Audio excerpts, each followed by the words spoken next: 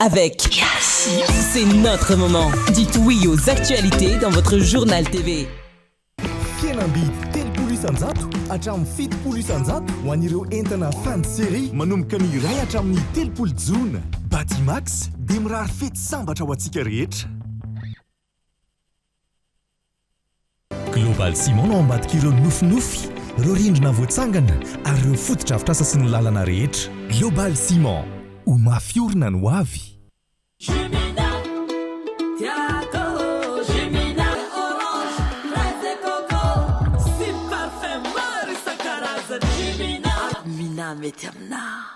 Manolotra ho anao ny vaovao. Salama tompoko, tonga soe tamin'ny Pegasus e.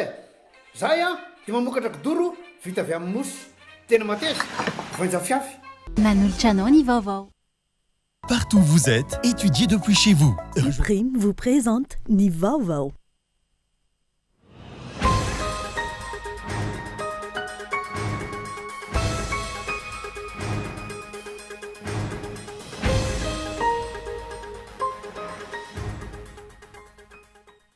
Vita soniny fanatanterana ny tetikasa vaovao azona herinaratra avy amin'ny Riandrano any Volobe na ny tetikasa Volobe 2 fiara-miasa ny fanjakana amin'ny orinasa Compagnie Générale d'Hydroélectricité de Volobe izay anavozana ny sehatry ny angovo. Lehilahy iray nisandoka ho mpanolotsaina ny fiadidiana ny fanavozana no voasambotra ka voatazona eny amin'ny sampana heloka Behivavy eo anivon'ny Gendarmerie fiadanana. Tokony tandrina sy andray andraikitra ny fitondram-panjakana manoloana ireo fandikan-dalàna sy fanararaotapahefana hoentina andotona ny fitondrana fanavozana ankehitriny.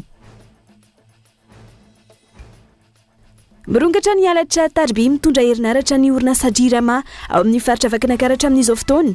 Tao anatin'ny 7 andro, fokontany misy 140 olona sibatra tamin'ny halatra Tarby tany an-toerana. Tranga izay miteraka olana maro ho an'ny Jirama sy ny mpanjifa ny fitarainana. Ady ombonana ny fiarovana ny ankizy manoloana ny alazaza mitranga amin'izao fotoana ka hiantsona firaisankiny sy fandraisana anjara ny vahoaka malagasy. Any ivelany, olona manodidina ny 9 hetsy mahery eo amin'izao fotoana no voaterina findran-toerana ho fiarovana ny an'izy ireo noho ny fisian'ny rivo-doza mahery vaika Bavy. Ny antsipirian'ireo avy hatrany ary.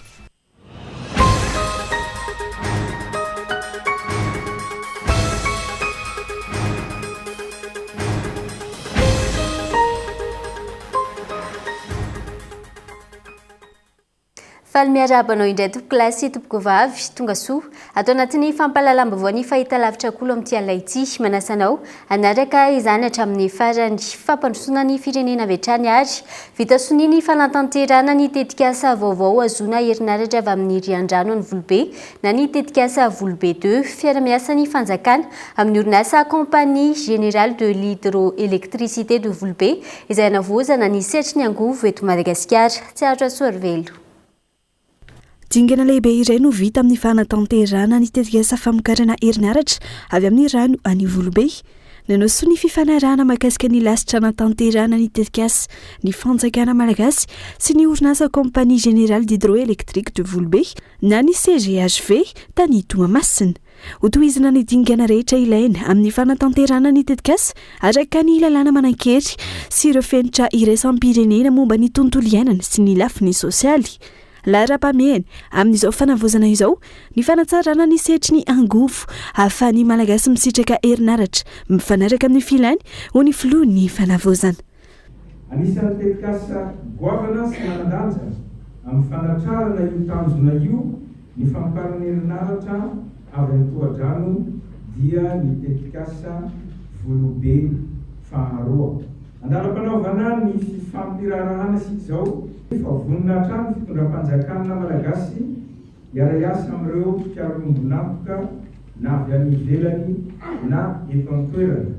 Ankoatr'izay dia takiana ihany koa ny mangarahara tanteraka eo famolavolana ny fifampirarahana sy ny fanatanterana ny tetikasa. Noho izany dia manentana anareo tompona andraikitra tsirairay avy aho na ny eo anivon'ny ministera ny angovo sy ny akoranafo na ianareo eo anivon'ny CGHV anohy tsy misy atakandro ny dinika sy ny fandrindrana ny pitsopitso ny isan-karazany mba hisian'ny maromarotry iraisana izay tsy mivoana araka nefa voalazako eto amin'ny tombontsoan'ny firenena sy ny vahoaka Madagasikara. Folo taona lasa izay no nanaovana sony voalohany tetika Savolobe. Ankehitriny ny fitondram-panjakana amin'ny alalan'ny fanavaozana ny repoblika no manetsika sy mitarika ny fandrosoany ny fanatanterahana izany. Amokatra herinaratra ho an'ny tambazotra iresan'ny Toamasina sy ny tambazotra iresana Antananarivo ny tetikasa. Ny folobe toena folobe amo io izay vinavinaina anome angovo azo avy amin'ny rian-drano manodidina ny 720 megawaty ho an'ny Toamasina sy ny faritra maro eto Madagasikara. Mifanindran-dalana amin'izay dia ho ampandehanana izany ny tetikasa Prirtem ahafahana mampitohy ny tambazotra hitaterana an'ireo angovo azo avy amin'ny rian-drano izay goavana ho vokarin'ireo. Feno izany ny tableau antsika eo amin'ny famokarana angovo. Ankoatra ny famokarana herinaratra madio, tafiditra ao anatin'ny paikady fampandrosoana ny fotony sy nasionaly ny tetikasa Savolobe, mikendry ny fanohanana ny famoronana asa, fanabeazana, fahasalamana, fampandrosoana ny faritra Atsinanana. Ankoatra izay, natolotra ihany koa ireo fitaovana vaovao hanamafisana ny famatsiana herinaratra ataon'ny Driramao Toamasina. Efa tonga any an-toerana ny groupe électrogène miisa 6 sy transformateur miisa 2 izay antenaina hampiakatra ny famokarana herinaratra. Kendreny ny hanamafisana ny famatsiana angovo eto Madagasikara, hitondra fiantraikany tsara amin'ny fampandrosoana ara-toekarena sy sosialin'ireo vondrom-piarahamonina voakasika. Mifandraika amin'izay fanarenana ny Toamasina kosa indray, efa voarina tanteraka amin'izao fotoana ny 520 isanjato ny tambazotra ny Jirama, izay nahitana fahasimbana nandritry ny fandalovan'ny rivodoza Gezani, nahazo fanohanana ihany koa ireo sehatra voakasiky ny rivodoza raha nitatry ny asa vita, momba izay fandrosoany asa fanarenana ny Toamasina izay, mbola ambany kosa hatreto ny tany famerenana mpianatra any an-tsekoly raha nitatra trany. Ndeha rahantsika ary izay tatitra izay. 5 volana taorian'ny fandalovan'ny rivodoza Gezani, efa miverina tsikelikely amin'ny lohany amin'izao fotoana ny tanàna ny Toamasina. Raha nitatry ny fandrosoany ny asa fanarenana, efa saika misitraka herinaratra avokoa amin'izao fotoana ireo mpanjifa tapaka jiro nandritra ny fandalovan'ny rivodoza Gezani, nanomboka ny volana Martsa 2022 lasa teo, no ny fahavitan'ny asa fanamboarana ireo tambazotra ny Jirama Simba, ho ny Jeneraly Ramasy Razavinjato Vertina, mpandrindraka be ny asa fanarenana ny Toamasina. Na izany, mbola mitony ezaka ataony tompona andraikitra amin'izao fotoana, hanarenana ny tompam-pamokarana herinaratra nafoanana ny fahatapahan-jiro ao Toamasina. Ho an'ny sehatry ny fanabeazana kosa indray, mbola ambany hatreto ny tany famerenana mpianatra an-tsekoly. Mbola ny 570 isanjato ireo mpianatra ihany hatreto no tafaverina an-tsekoly ao Toamasina voalohany, 520 isanjato izany ho an'ny Toamasina faharoa ny tatratrany. Mitony asa famerenana amin'ny ny fampianarana, toy ny fanamboarana ireo sekoly rava, fizarana fitaovam-pianarana CW fampitovana ireny fotodrafitrasa ireny. Fiara-miasa eo amin'ireo fitaliavam-paritra rehetra ao Toamasina, ny mpiara-mombona antokana avy eto an-toerana navy any ivelany. Afaka mijery nareo amin'ny Google fangezania, rehefa tena jerena izy io dia assainissement mihitsy no misoratra ao, assainissement, fandiovana, fanovana. Resaka an'izay izy eo mo zolo izy io raha tsy diso ao no nalaina nomena io cyclone io Gezani dia assainissement dia fanararaotana araka ny teniny andriamatoa Jeneraly teo coordonnateur ny UCR io dia fanararaotana zao hanovana tanteraka ty tanàna Toamasina ty izay ville faharoa eto Madagasikara ary faritra poumon ny économie ho an'ny Madagasikara. Raha ny tatratrany, orinasa miisa 370 nitondra takaitra noho ny rivodoza Gezani ihany koa no nahazo fanohanana avy amin'ny fanjakana sy ireo mpiara-mombona antoka aminy, ho fanampiana azy ireo taorian'ny faharavana nateraky ny rivodoza iny. Maro amin'ireo mpiasa misoratra anarana amin'ny kinapsa no nahazo fanampiana amin'ny tetina 3 hetsy ariary. Mikasika ny fanampiana maha-olona, sakafo mandidina ny 9,000 sy 9 sy 2 hetsy sira tapitrisa kilaotono voazara, ka olona 727 sy 7 sy 2 hetsy no nisitraka izany. Nisany koa ny fanampiana rabola mivatana amin'ny tetina 3.20 miliara ariary mahery, ka tokantrano miisa 4.20 sy 309 sy 7 sy 2 hetsy no nisitraka izany. ankilany nisy ny fanampiana rabola mititina 500 tapitrisa ariary nomeny filohan'ny fanavozana tamin'ny alalan'ny fiaramentana nataony vondrona Tsingishanina ho fanamboarana sy fanavozana ny fodrafitrasa ho an'ny hery fiarovana ho Toamasina. Efa mehetry ny 700 ny firosoan'ny asa fanamboarana ny CGN, ny DRSP ary ny ZS ny toerana raha ny tatratrany. Lehilahy iray ny sandoka ho mpanolotsain'ny fiadidinany fanavozana kosa no voasambotra ka voatazona eny anivo ny sampana iloko abevava eo anivo ny zandarmaria fiadanana amin'izao fotoana tokony tandrina sy andraindraikitra ny fitondram-panjakana manoloana ireo fandikan-dalàna sy fanararotapahefana ho entina handodona ny fitondrana fanavozana ankehitriny. Rina fitiavana. Tsy mpanolotsaina teknika eo anivon'ny fiadidinan'ny fanavozana ilay voasambotra ka voatazona eny amin'ny sampana eloka bevava eo anivon'ny zandarmaria pirenena rehefa nanao fanamarinana teny an-toerana ny taleniny serasera eo anivon'ny fiadidinan'ny fanavozana ny repoblika androany. Ny sandoka io andraikitra io ny tenany ary voaroiroy amin'ireo raha fanankorontanana teto Antananarivo. Isan'izany ny fitokonana nataon'ny mpamily taxi be ka antony ny samborana azy. Tsy hijabaka amin'ny famotorana ny fiadidinan'ny fanavozana fa ny manamarina ny tranga rehefa fanononana anarana mahakasika azy iarovana ny fahamarinany ny androm-panjakana sy ny fanjakana. Le resaka président Omaly tany fanambarana nataony Omaly tamin'ny kabary tany Toamasina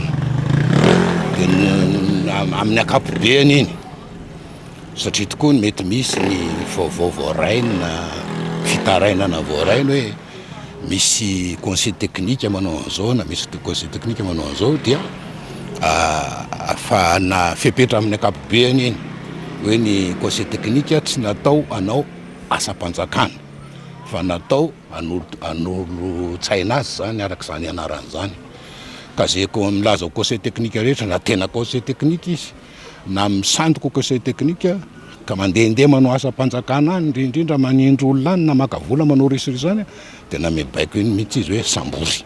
Namoaka fanambarana ihany koa ny fiadidinan'ny fanavozana ny repoblika fa tsy naniraka na iza anao perquisition ny filohan'ny fanavozana manoloana ny raha fizavana ny tranga teny Ambobao Omaly. Eo anatrehan'ity tranga fizavana beresaka ity tokony tandrina ny fitondram-panjakana manoloana ny mety ho fanararaotapahefana hanaratsiana ny fitondrana fanavozana. Takina ny andraisana fepetra entitra isoroana ny fandikan-dalàna. Maro ireo fanararotana mety nitranga indrindrindra ihany koa ireo tsy maty voalavo akibo mbola mieritreritra ny andrombaka indray zany fahefana zany na dia fanalohany vahoaka malagasy tanteraka ary manoloana izay dia tsotra ny hevitry ny antoko. Mila mailo ny fitondram-panjakana ary mila mandray ny andraikitra ao anatin'izay zavatra rehetrarehetra izay satria rehefa tsy mandray andraikitra rehefa tsy misy ny izay ataoko hoe fandraisana tanana mivantana izay dia manjary lasa mampirorosaina vahoaka ilay zavatra mitranga eto anivon'ny firenena.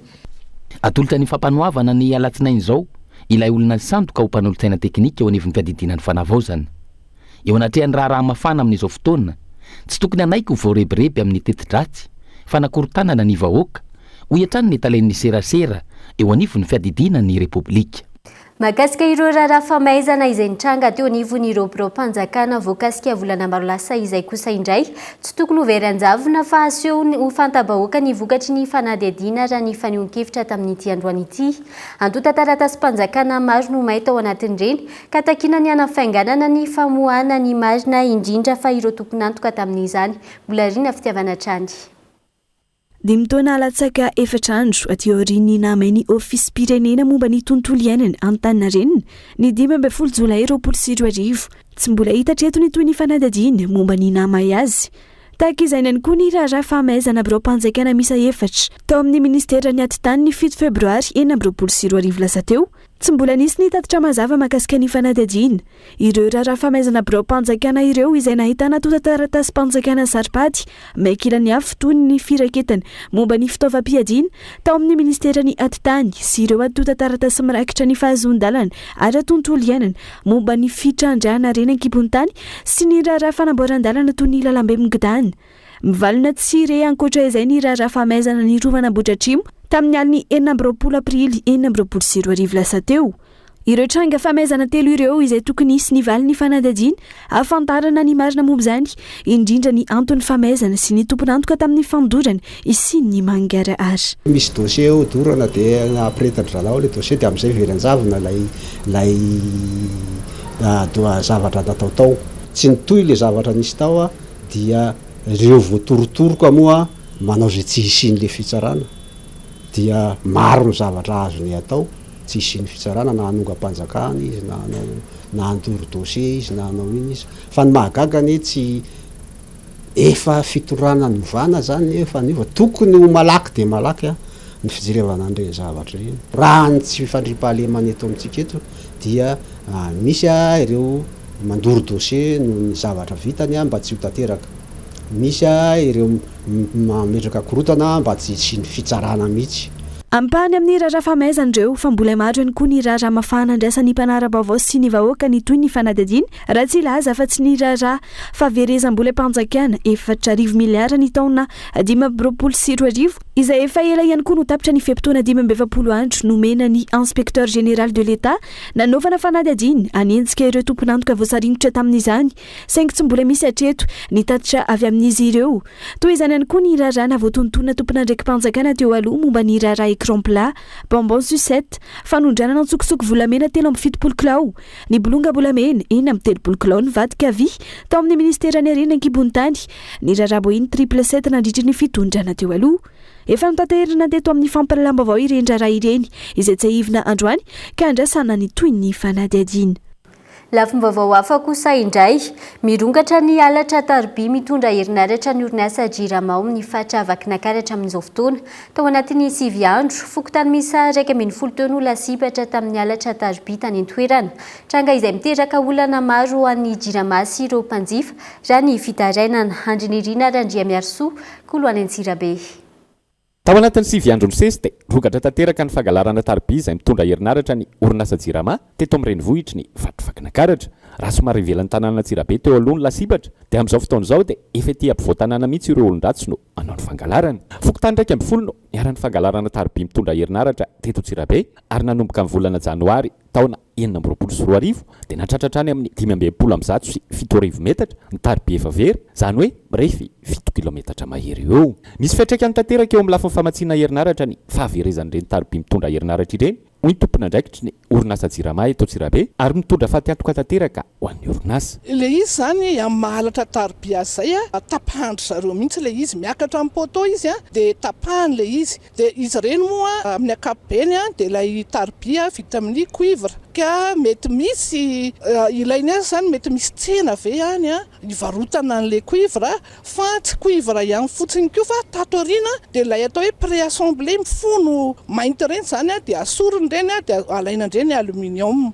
ny fetraikany a dia misy karazany maromaro ihany raha ho an'ny vahoaka zany sao a dia fahatapahan-jiro ho an'ny orinasa Jirama dia ny Jirama ny tena hiatraikan'ny vantana satria fahatiantoka ny fahaverezan'ireny a tarby ny jiro sy na ny fotodrafitrasa ireny satria ny orinasa efa sahirana dia mbola very ihany koa ireny a fitaovana ireny ary rehefa maizin'izay moa dia ao ny tsy fandriam-pahalemana ao raha teo ihany koa ny tsy fahazoantsika manao ny asa mandraraha isan-karazany. Manoloana ireo alatra tarby ny sesisesy ireo dia nisy ny fepetrany roaisiny avy eo anivony orinasa Jirama niarahana tamin'ireo manam-pahefana sy mpitandro filaminana avy eto toerana ho amafisina ihany koa ny fanentanana amin'ny fanajana sy fiarovana ireny fananana iombonana ireny raha ny nambara ny tompona ndraikitra trany. Ny tsy fepetra noraisina tokoa ny fiarahana zany miasa miaraka amin'ny manam-pahefana eto atoerana sy ireo mpitandro filaminana dia misy zany ny fanentanana antsika vahoaka rehetra atsapahantsika hoe atsika tokoa ireny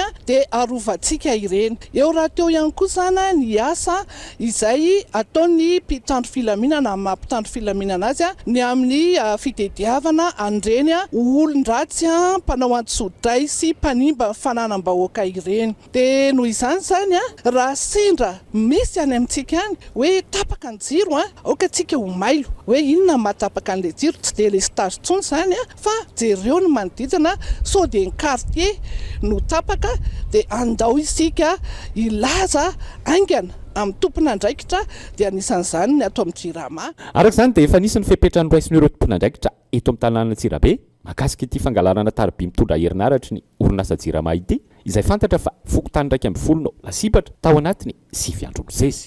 Any Mahajanga, lasa resabe ho an'ny mpanaraka toe-draram-pirenena ny toerana ny taratasy miparitaka eny anivon'ny tambazotra tserasera amin'izao fotoana.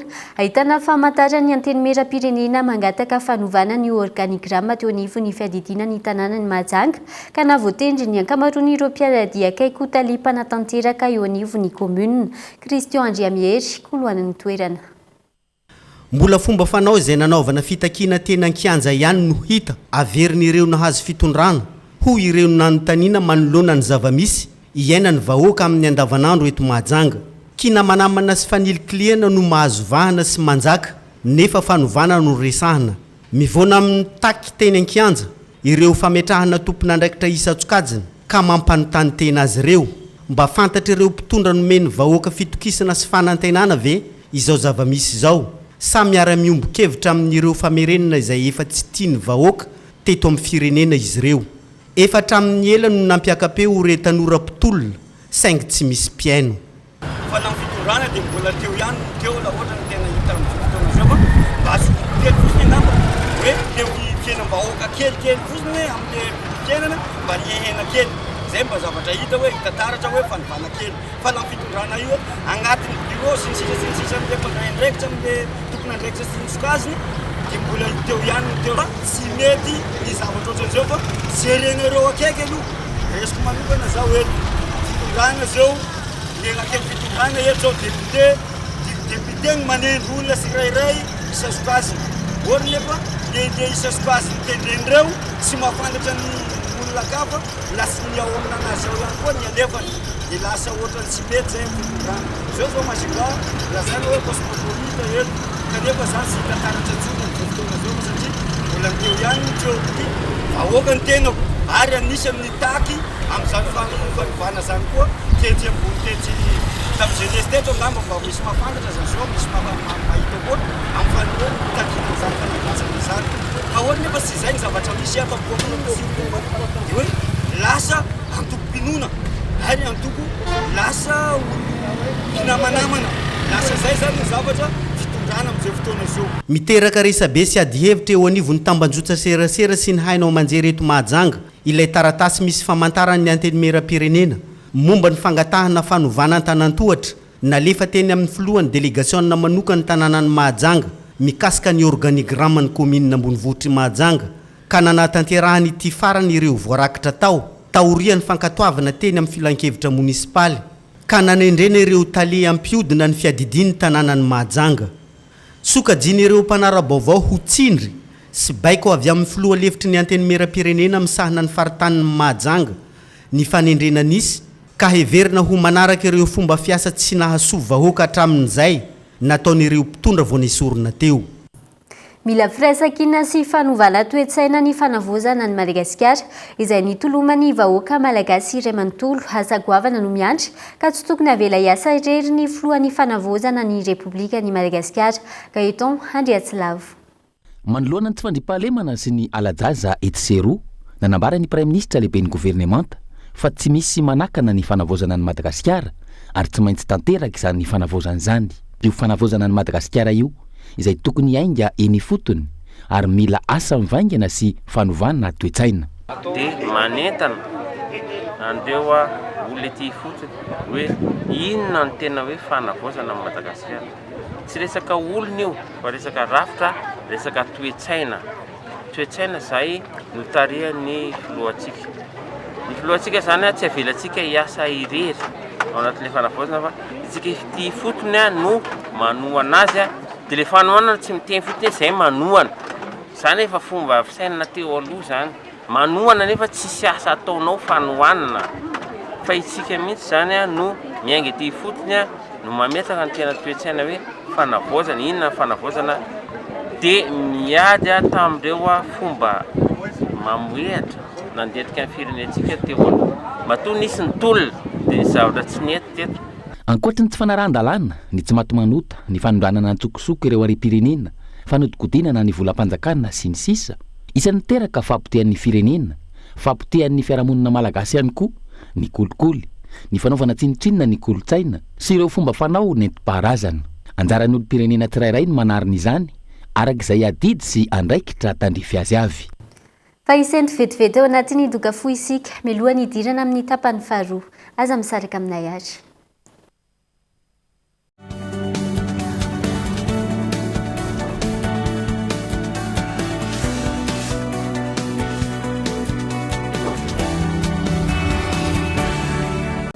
Ny fahatokisana ny tanjona amin'ny asa fanorenana.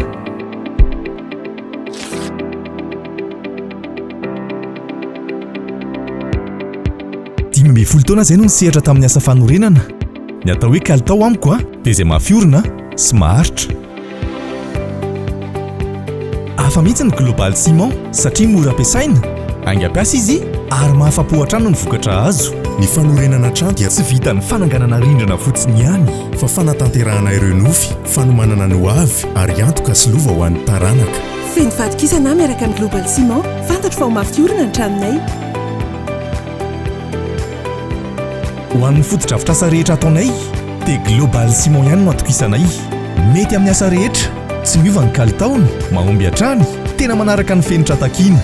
Global Ciment no ambadika ireo nofinofy, ireo rindrina voatsangana ary ireo fotodrafitr'asa sy ny lalana rehetra. Global Ciment, ho mafiorina ny hoavy. UPRIM, Université privée de Madagascar. La formation à distance de l'UPRIM, pratique, fiable, efficace. Étudiez à votre rythme, où que vous soyez et quand vous voulez. Vous êtes en quête d'une promotion professionnelle, vous êtes fonctionnaire visant un reclassement, vous pouvez travailler et étudier en même temps pour viser votre diplôme à travers le téléenseignement de l'UPRIM. Licence et Master 2. Habilité par l'État jusqu'à la 5e année et reconnu par la fonction publique jusqu'à catégorie 8. Encadrement innovant via une plateforme numérique permettant un regroupement en ligne avec interaction, droit, communication, gestion et management, commerce et marketing. Alors, partout où vous êtes, étudiez depuis chez vous. Rejoignez la formation à distance de l'UPRIM. Inscrivez-vous à l'UPRIM la plus proche de chez vous. L'inscription peut se faire également à distance. Contact 020 85 215 03 034 11 215 08. Investissez dans une valeur sûre. Choisissez UPRIM. Coucou Angie. Coucou. L'historien letrana resaki tena jay. Merci Benji. Ina tena tsy Instagrammable mihitsy. Tian'olo jiro sy carotte ato fa dans le rouge un budget ako. Mandalova Batimax promo be volana juillet manontolo. Cliqueo tsy liantsingé. Asaramanitra miavaka. Fihenam-bidy 5,000 isanjato be zao ho an'ny sanitaire sy carrelage ary luminaire. Fihenam-bidy 10 isanjato kosa ny amin'ireo kojakoja sy fitaovana ilaina amin'ny fanorenana. Fihenam-bidy 30 isanjato hatramin'ny 70 isanjato ho an'ireo entana fin de série manomboka ny iray hatramin'ny 30 jona. Batimax dia mirary fety sambatra ho antsika rehetra.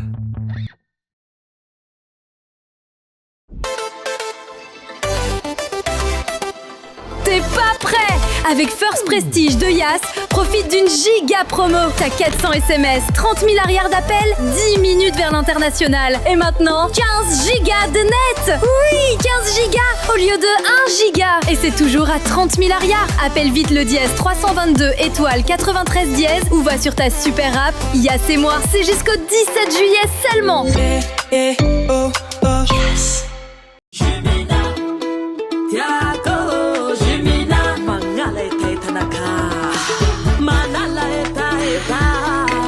Itanao pivatraretraretra meilleure qualité mitondra vitamine C.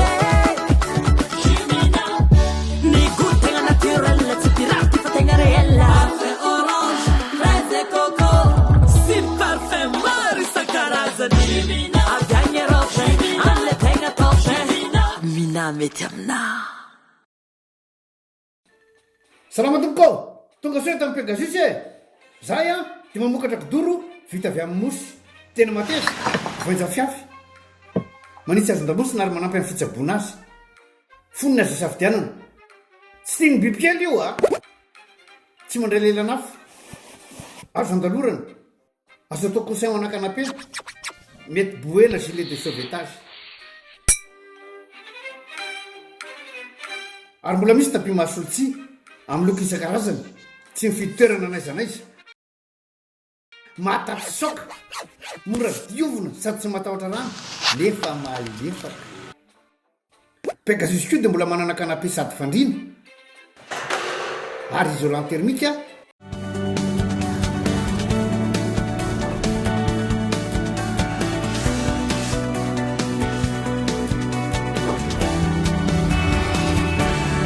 tapany faharoa ny fampahalalam-baovao mbola manasana ohatrany hanaraka izany hatramin'ny farany anoizatsika ny fampahalalam-baovao adiombonana ny fiarovana ny ankizy maloana ny alajaza amin'ny tranga amin'izao fotoana ka iantsona firaisan-kina sy fandraisana anjara ny vahoaka malagasy efa mandray ny andraikitra ny fitondram-panjakana ka tokony hitandrina trano ny rehetra isoroana ny teti-dratsy nireo mpakan-kery noho ny ministry ny mponina nandritry ny hetsika fankalazana ny andro iraisam-pirenena ho an'ny mponina tamin'ny ity androany ity ontso fifaliana manoloana ny tranga alajaza eto amin'ny firenena nidina ifotony teny amin'ny commune alakamisy sy ny fenoarivo sy ny manodidina nanamafy ny fanentanana amin'ny fiarovana ny ankizy ny ministera mponina sy ny firaisan-kina etsika izay tafiditra anatin'ny fankalazana ny andro iraisam-pirenena ho an'ny mponina ankoatra ny fokotany 2.1 eto Antananarivo renivohitra commune raiky amby 20 manodidina Antananarivo no nanaovan'ny ministera fidinana ifotony mitety tanàna ho fanamafisana ny fiarovana ny ankizy fotoana manokana ianona ny etaetam-ponina sy mifangatana izy ireo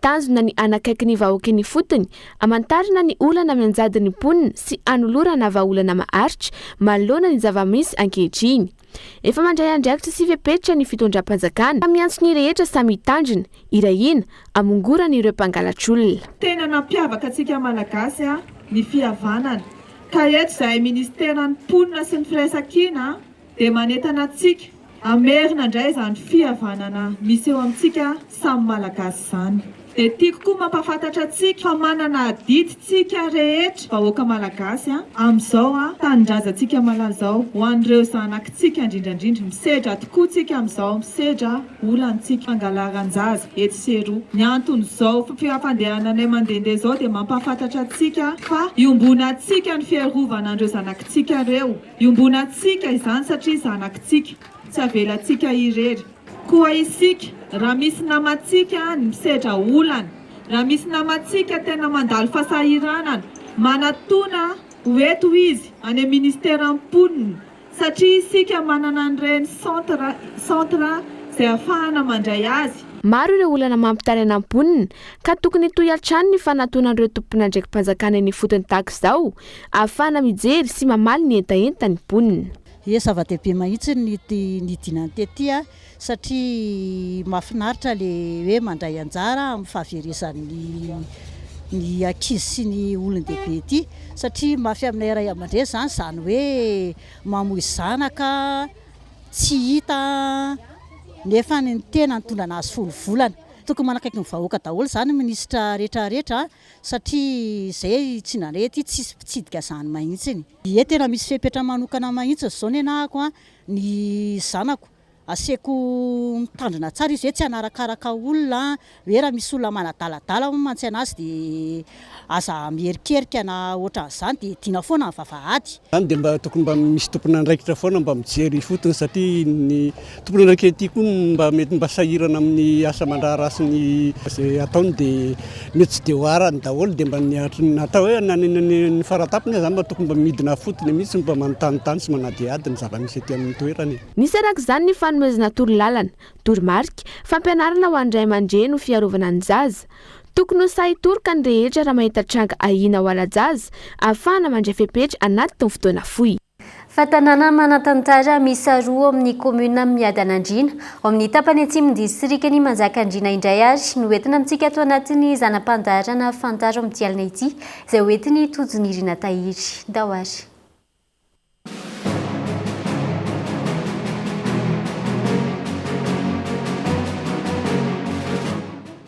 ny commune miadanandrina iray amin'ireo commune 520 mandrafitra ny distrika amin'ny manjakandrina ka any amin'ny tapany atsimo no misy azy ao anatin'ny faritra Nalamanga amin'ny mahailany atsinanan'ny avoatany azy toerana maitso sy rakotra alakininina 4 kilometatra mialana Tananarivo no misy ny tanàna Nambohitsobe izay renivohitry ny commune. 7 kilometatra miala ny lalam-pirenena faharoa manomboka eo amin'ny Anjakandriana Mianatsimo.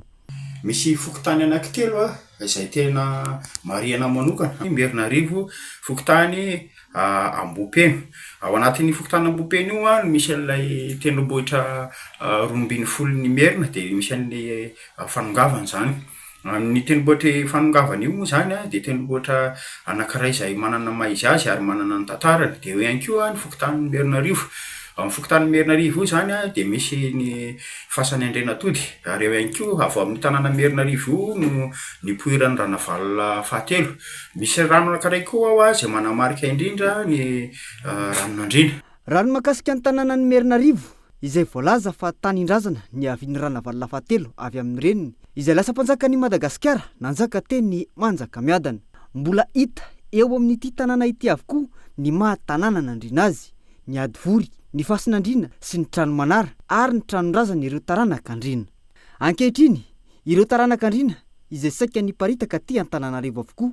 Tanàna mbola manajafady, tsy lavitra eo ihany koa no misy ny Dobonandriana izay toerana manakasina ka misy olona tonga mangataka pitahiana sy manasina ihany koa. Avy teto no Neviny. Ao misy trano ambony moa tao zany tena teo ny tanindrazana avy amin'ny reniny.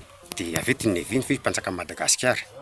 Ny fianakaviana teto eto zany tsy mipetraka eto izy fa ny Antananarivo sy any Pelezana daholo. Antananarivo daholo zany tena fianakavianandrareo fa tsy mipetraka eto. Fa le razanabely zao mipetraka farany teto izy efa maty tamin'ny 2004. Ny Ndoany avy eto.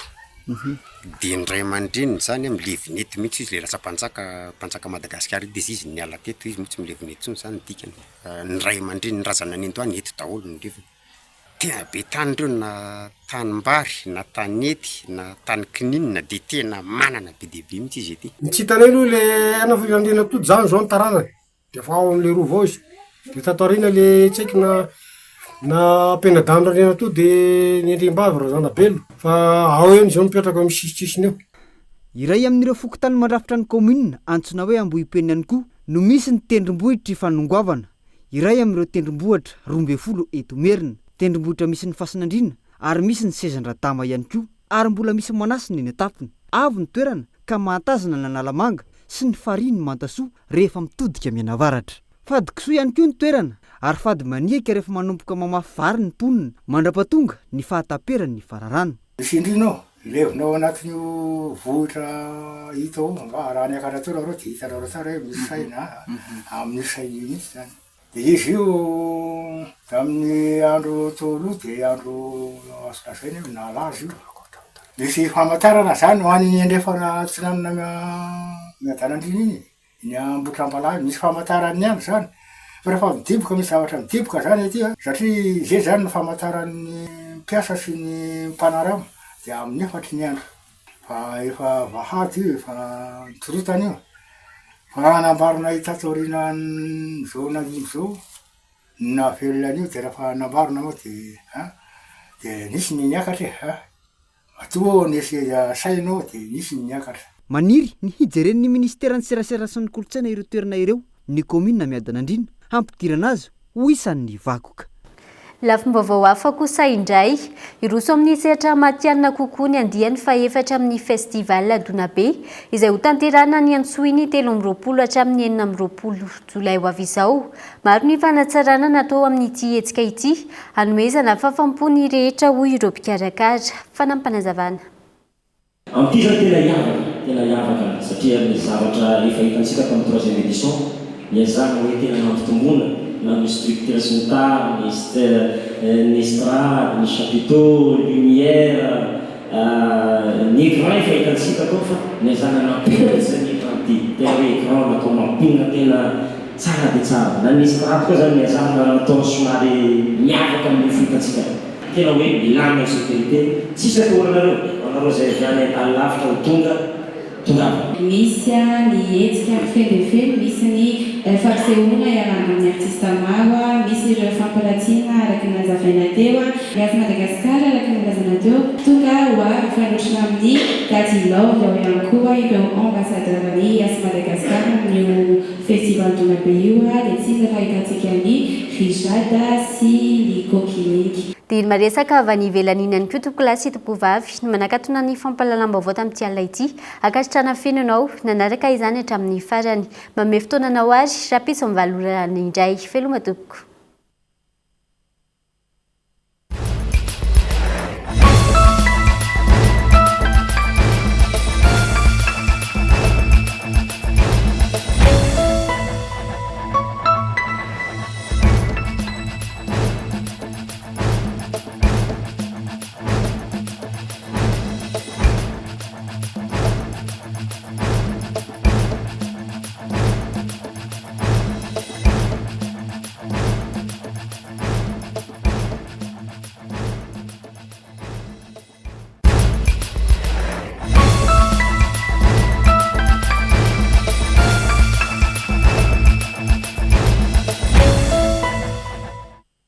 Partout où vous êtes, étudiez depuis chez vous. Uprime vous a présenté Ni Vaovao. Salama tompoko, tonga soa tamin'ny Pegasus e.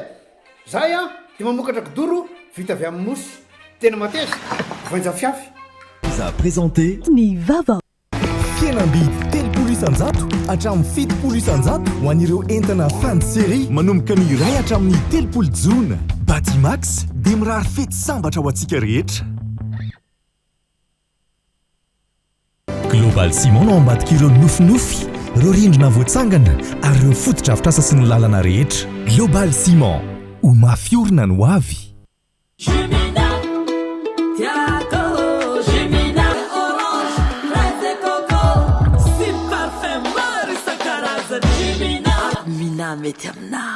Nanolotra ho anao teo Ny Vaovao. Avec c'est notre moment. Dites oui aux actualités dans votre journal TV.